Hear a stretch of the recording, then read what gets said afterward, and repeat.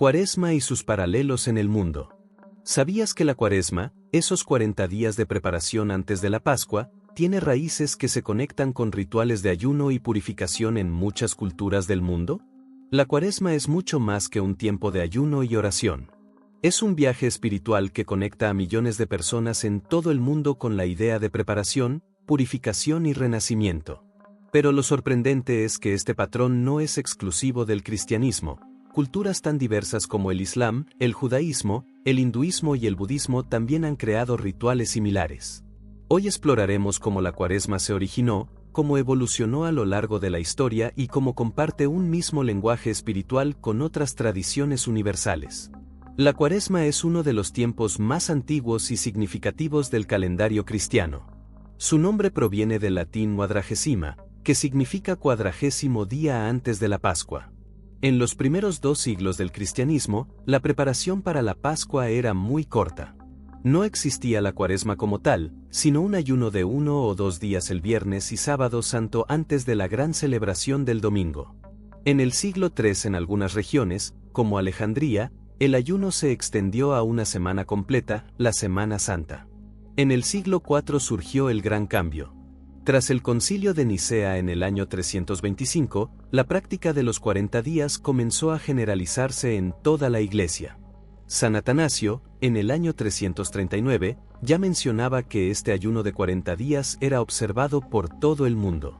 La elección de 40 días no fue aleatoria, tiene una carga simbólica y profunda basada en la Biblia, los 40 días de Jesús en el desierto antes de comenzar su vida pública. Los 40 días del diluvio de Noé. Los 40 años de los israelitas caminando por el desierto hacia la tierra prometida. Los 40 días de Moisés en la montaña. La Cuaresma no siempre se vivió de la misma manera. Su propósito ha evolucionado a través de 3 pilares.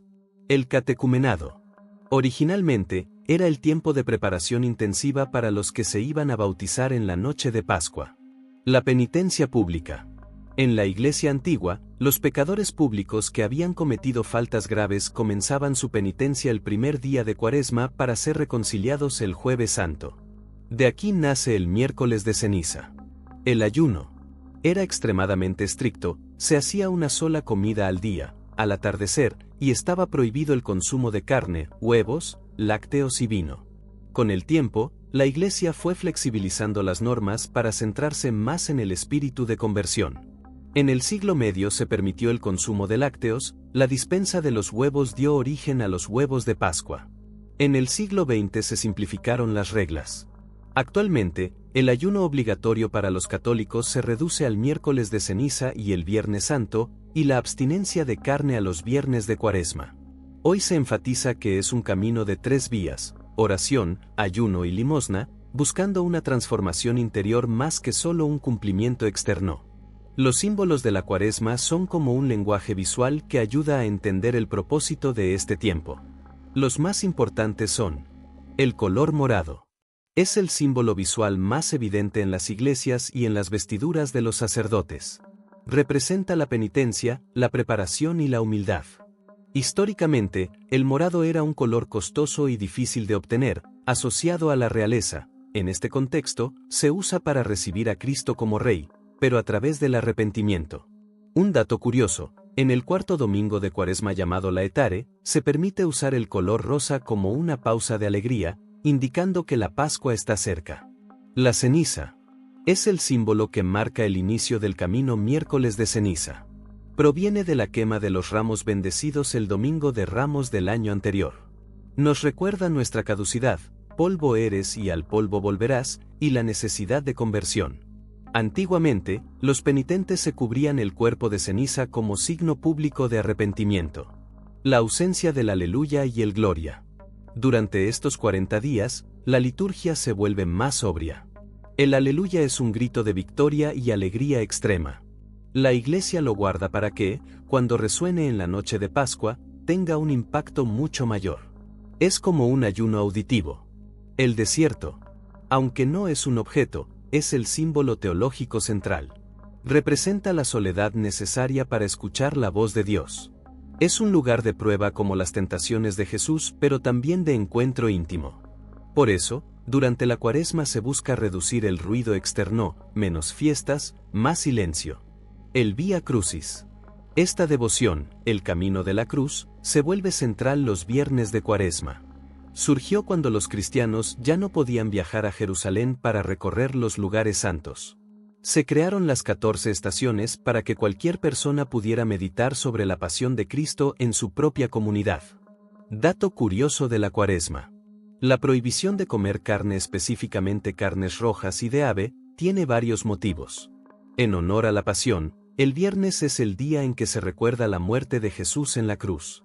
La Iglesia estableció la abstinencia como un gesto de sacrificio y respeto. Antiguamente, la carne de res o cerdo se asociaba con grandes banquetes y celebraciones. En un tiempo de sobriedad y penitencia, se eliminaba lo lujoso. Teológicamente, las carnes rojas provienen de animales de sangre caliente, lo que se vinculaba con lo terrenal y las pasiones. El pescado, al ser de sangre fría, se consideraba más puro. El origen de la bula. La bula es un documento sellado con plomo emitido por la Cancillería Apostólica Papal, cuyo uso se remonta a la Edad Media para autenticar asuntos eclesiásticos o políticos.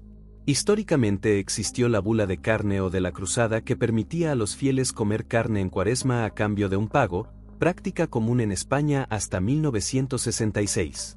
La bula de carne específica surgió como un derivado de la bula de la Santa Cruzada, impulsada en España desde 1509 por el Papa Julio II. Se vendía a los fieles para dispensarles de las normas de ayuno y abstinencia de carne durante la Cuaresma y otros días, a cambio de una aportación económica que, inicialmente, se destinaba a financiar la guerra contra los infieles, las cruzadas y posteriormente al mantenimiento del culto. El precio de la bula variaba según la capacidad económica de la persona. Celebraciones similares a la Cuaresma en otras culturas. En el Islam, el Ramadán tiene su origen en el año 610 después de Cristo, marcando el mes en que el ángel Gabriel se apareció al profeta Mahoma y comenzó la revelación del Corán, el libro sagrado islámico, durante la conocida como Noche del Poder o Laylat al-Qadr. Su nombre proviene de la raíz árabe ar-ramad, que significa calor abrasador o ardiente, asociado a la época de intenso calor en Arabia. Es en el 9º mes del calendario islámico. Está dedicado al ayuno, la oración y la reflexión espiritual. La razón principal del ayuno es conmemorar la revelación del Corán a Mahoma. Durante un mes lunar, unos 29 o 30 días, los musulmanes ayunan desde el alba hasta la puesta del sol. Aunque hoy es un pilar del Islam, el mes de Ramadán ya formaba parte del calendario árabe antiguo, antes de la llegada del Islam. Se formalizó como un mes de ayuno obligatorio, uno de los 5 pilares del Islam, alrededor del año 622 después de Cristo, tras la hégira a Medina. Más allá de la abstinencia, representa un tiempo para que los musulmanes purifiquen el alma, practiquen la empatía y fortalezcan su conexión con Dios. Este mes sagrado no tiene una fecha fija en el calendario gregoriano, ya que se rige por el calendario lunar, comenzando con la observación de la luna nueva.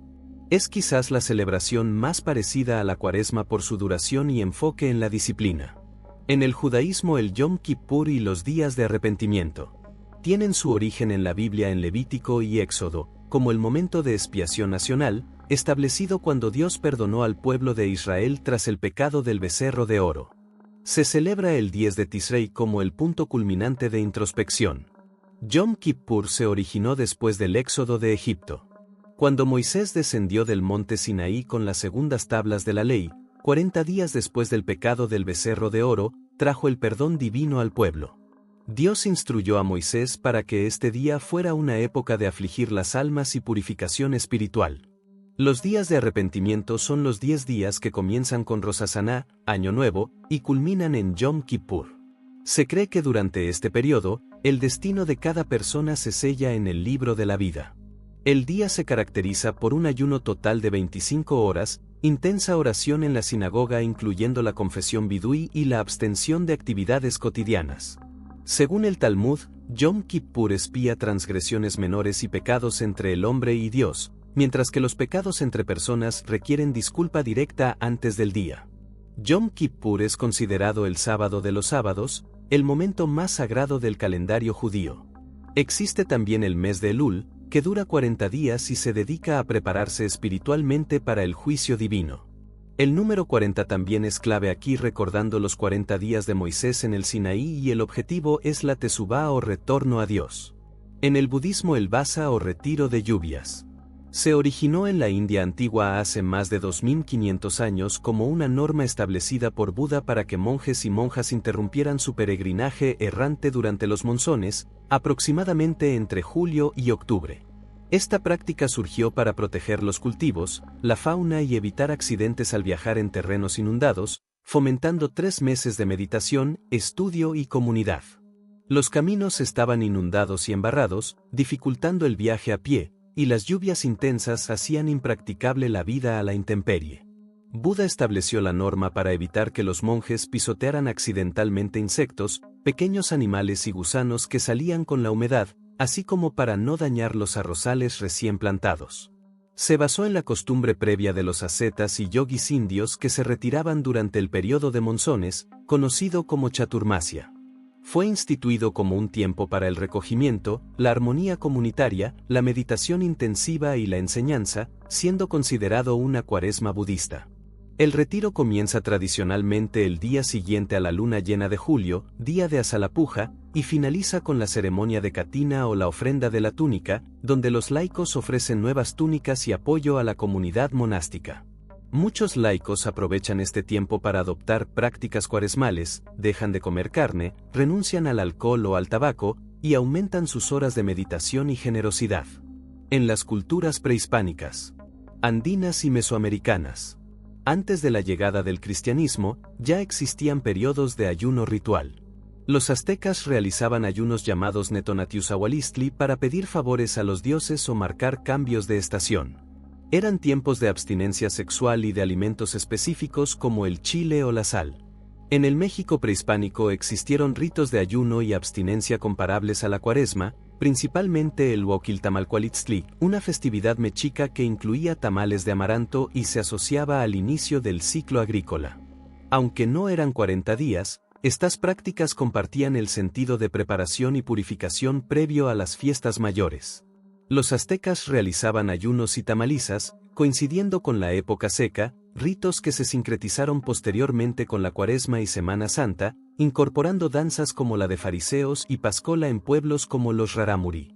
En la zona andina las creencias prehispánicas se fusionaron con la Semana Santa, aprovechando que el calendario agrícola andino coincidía con la veneración a deidades del sol y la luna, vinculando la celebración con la cosecha y el ciclo agrícola, incluso usando símbolos como la Cruz del Sur. Tanto la Cuaresma católica como las festividades prehispánicas implicaban un periodo de restricción, disciplina y purificación, preparándose para la renovación de la vida y el ciclo agrícola. Estas tradiciones prehispánicas no desaparecieron, sino que se integraron con la fe católica impuesta. El encuentro entre la tradición católica europea y las culturas indígenas en América Latina dio lugar a lo que hoy llamamos sincretismo religioso. La Cuaresma no fue la excepción, se transformó en una celebración única que mezcla la fe cristiana con la cosmovisión prehispánica. De esta mezcla nacieron estas tradiciones: el ayuno y el sacrificio. Los pueblos indígenas, especialmente mayas, aztecas e incas, ya tenían una cultura de ayuno muy estricta para pedir lluvias o buenas cosechas. Cuando los misioneros introdujeron la Cuaresma, los indígenas la aceptaron fácilmente porque ya entendían el concepto de sacrificio para obtener un favor divino. Sin embargo, sustituyeron elementos. En lugar de los ayunos europeos, se integraron productos locales como el maíz, el cacao y el chile en platos específicos de vigilia. Las procesiones y el teatro evangelizador. Para los indígenas, la religión era algo público y visual, no solo espiritual. Los misioneros utilizaron el teatro para explicar la pasión de Cristo. Esto evolucionó en los famosos viacrucis vivientes como el de Iztapalapa en México.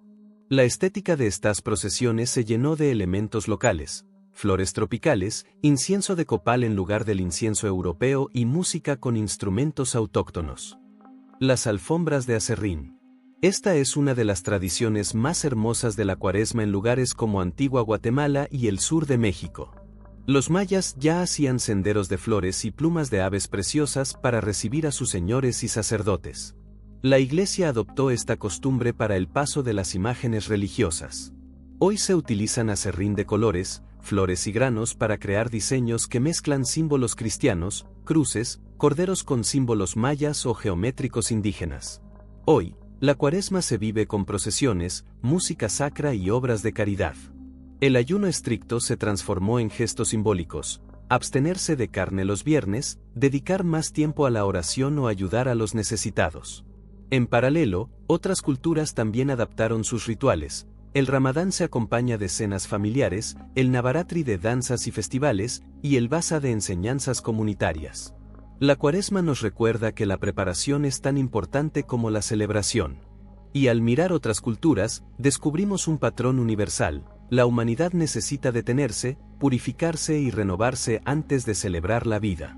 Porque más allá de las diferencias, todos compartimos el mismo viaje espiritual, del sacrificio al renacimiento.